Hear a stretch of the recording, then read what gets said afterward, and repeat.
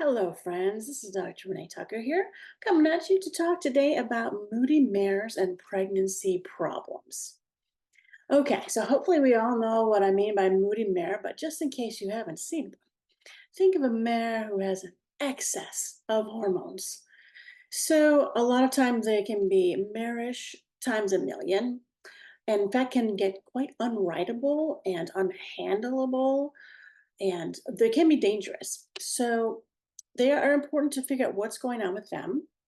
Now, if you Google what to do with my moody mare, you will get some nice answers, like using raspberry leaves, which is you might know as mare magic, or chasteberry, or using Regumate, which is synthetic estrogen. And all those seem to work sometimes on some mares.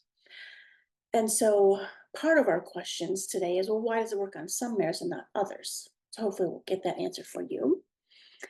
But what I really like to stress is not how do I handle my moody mare, but rather why is the mare moody in the first place? Yes, it is an excess of hormones, but why? And can we fix that? That's always my question. And so I believe we can. So here's the deal. Why do mares have excess hormones? Now, I am talking about the general average horse. So, generally, I think the whole world is 80-20, right? 80% is the general answer. And then there's your outliers. Okay, because I am aware that mares can get granulosa cell tumors on their ovaries. That can cause a lot of hormone problems. One time I saw the ovary had to be removed because it was so big. It was as big as a bowling ball. I don't know if we have bowling in all countries, but we're talking a bowling ball is probably about a foot across, 12 inches. Very big. It was huge. It was incredible. I can't believe the poor horse. So in those cases, it's a good idea to have those enormous kind of growths removed. But for most horses, they have excess hormones for a different reason. And let me just get to the point. That different reason is they have chemicals in their uterus. Now, we get chemicals everywhere. Everything's got chemicals. Talk more about that in a sec. But there are certain chemicals are kind of just drawn to the uterus and the ovaries. I don't know how, I don't know why, but they want to stay in the uterine lining and in the walls of the uterus, which, if you may or may not know, but the uterus makes hormones. So do the ovaries. They make hormones, but so does the uterus. They both do. So when these chemicals are in the ovary or uterus, or both, they cause the uterus or ovary to thicken, to enlarge. Now, if you're a TB2 student, then I am talking about excess growth, but it's nothing to really be alarmed about. It's just the uterus has chemicals in it, so it makes itself bigger so it can function. Unfortunately, the thicker the uterus is, the more hormones it makes. So now you have this excess of hormones. So then it does make sense to balance out the hormones in that we add the other items that I mentioned, chasteberry, raspberry leaves, etc., because it's going to balance those excess hormones. But that's not fixing the problem, right? That's just balancing them out. So what we want to do then is try to get rid of them. Now, the body can actually remove excess chemicals from the ovary and uterus. However, it takes a little bit of time. And it can't do it well if the liver is busy. So, once again, we can do a liver cleanse, believe it or not, to help the uterus and the ovaries. Because all of our livers are busy. All of our livers are ourselves, our pets, our horses. They're all overloaded with everything in the environment that we shouldn't be getting, that we are. So our livers are busy, and a liver cleanse would be great, very helpful. Once the liver has more room, if you will, then the uterus can start working to shed some of the chemicals out of it, and the ovary too. So you're saying, well, how long is this going to take? My mare's Driving me nuts. Well, okay, let's say you have no more chemicals. They totally stop and your liver's good. Then it's still going to take about 6 months for all those chemicals to get out of the uterus and the ovaries. So try to avoid chemicals. I know you realize they're obviously in any pharmaceutical that we ever have. So whatever, dewormers, vaccines, some fly sprays, the porons particularly, they all have chemicals. Okay. And of course, the ones that are being sprayed on us from the skies. I just went on a tangent on that. I'm sorry about your luck, my tangenting. But did you hear about the state in America of Tennessee? Tennessee State, they banned chemtrail spraying from the skies. And then everybody's allergies, quote, I'm quoting here, quote unquote, with air quotes with my fingers, allergies, they went down about 60% across the whole state in like a day. It's ridiculous, you guys. Okay. Anyways, if you still have spray, and we all have this chemical stuff, right? But let's just say we could get rid of it. I did want to mention that if you still have a horse who is on any kind of bagged feeds, they have a lot of chemicals as well. If you've been used to me talking or you've heard me before, I do speak on horses should only be on hay, just hay, no grass pasture, just mixed meadow hay, no rye, no alfalfa. I understand that's not always possible at the moment or for a particular horse. So I'm just mentioning that bagged feeds have chemicals in them. Are they necessarily on the label? No. And they like to give you this idea that you have a choice of bagged feeds. Like in America, we have Purina and Nutrina and Triple Crown, etc. And I'm not sure you know, but those are all owned by one company you probably haven't heard of, Cargill. Cargill owns all those. All those corporations are just one big mix and renaming of the same people. This is my point is they're putting basically the same chemical type stuff in your horse's feet. The other thing they're sneaking in there is flaxseed, which is also known as linseed. So flax, which sounds so nice and it's so good for omega-3s or 6s or whatever.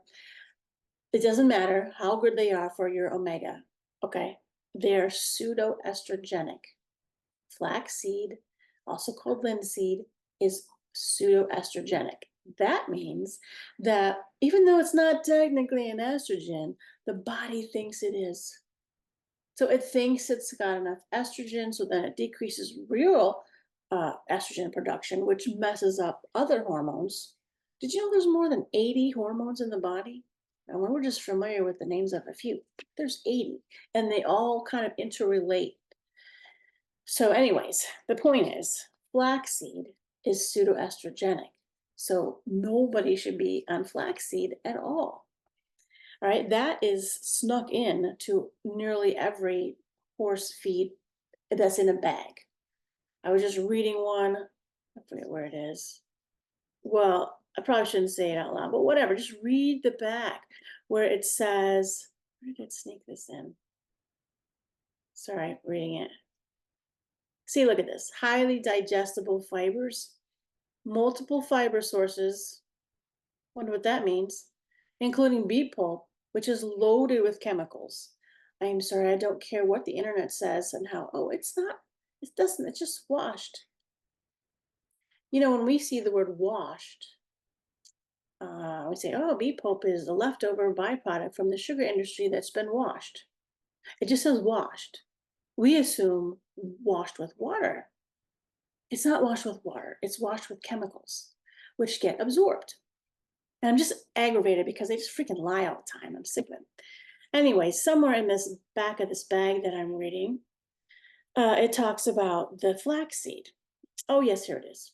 Multiple sources, including rice bran, which is terrible for your horse because it's the calcium phosphorus ratio is extremely wrong.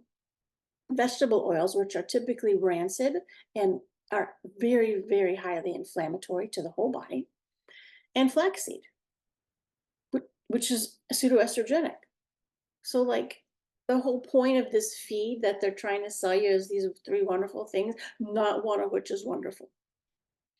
So, as I mentioned, we shouldn't be feeding horses bagged feeds anyways. They really just need hay.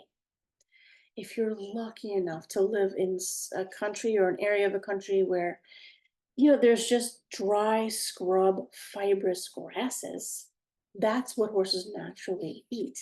And that can work out okay. But for, again, 80–90% of our horses, they just need hay, just hay, available 24/7, and no pasture grass. I'm sorry, I know that seems very sad. But if you want to know that whole story, that all is in my Happy Horse mini course, where we talk about the five horse health happinesses. If you do all those five, then the horse will be happy. But as best we can with our current environment. Because one day this environment's going to change. And then all we need is these five horse health happinesses. And that's awesome. Okay, so Moody Mares, in summary, have thickened uterus and ovaries because of chemicals. The chemicals can be removed from the body. The body will work on it. If they're not getting any more chemicals, it'll take about 6 months.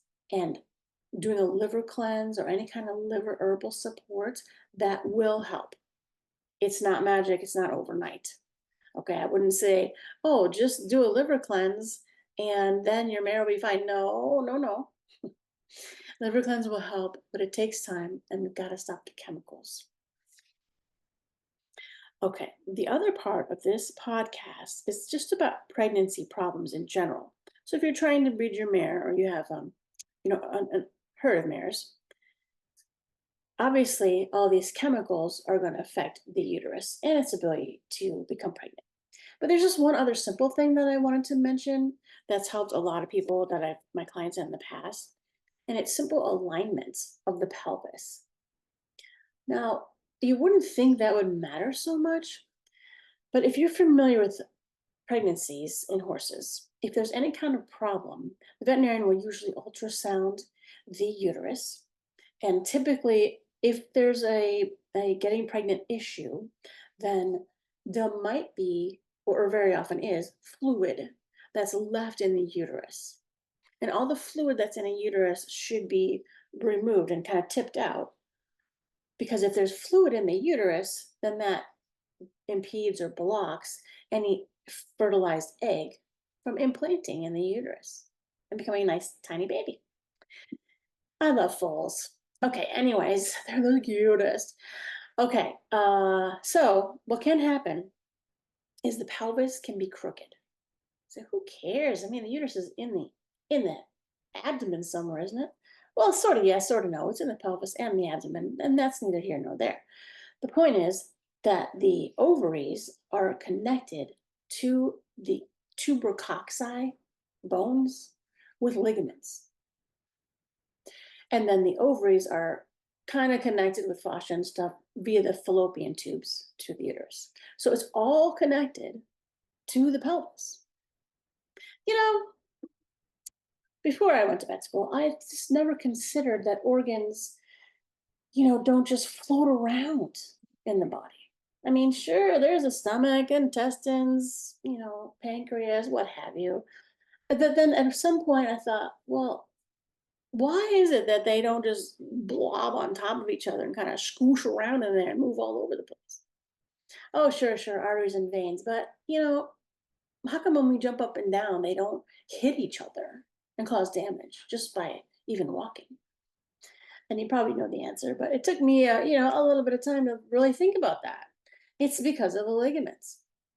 There are ligaments that attach every organ in the body to the wall of the body, wherever it might be, except for kidneys. Don't even get me started on those kidneys. Okay, they don't have ligaments, all right, but everything else does, and it holds them in place. This is why, if you have any kind of thoracic or lumbar, so that's the whole back, so any kind of thoracic or lumbar misalignment in the skeletal system, right? So you got your chiropractor out there and they're like, clack, crack, and it's all aligned. You think, and I am certified in chiropractic. I do know what I'm talking about here. But when you have a misalignment in the thoracic or lumbar, you have always a concurrent misalignment in the organ, which is attached to the skeletal part because it's all attached by ligaments. So you could have a chronic, say, GI problem, gastrointestinal problem, but because you have a spinal cord or skeletal misalignment, because all the nerves to all the organs come out the spinal cord. If it's misaligned, they get a little pinched. Obviously, I'm simplifying this, okay? I'm just letting you know some ideas. Same thing goes with the uterus and the ovaries.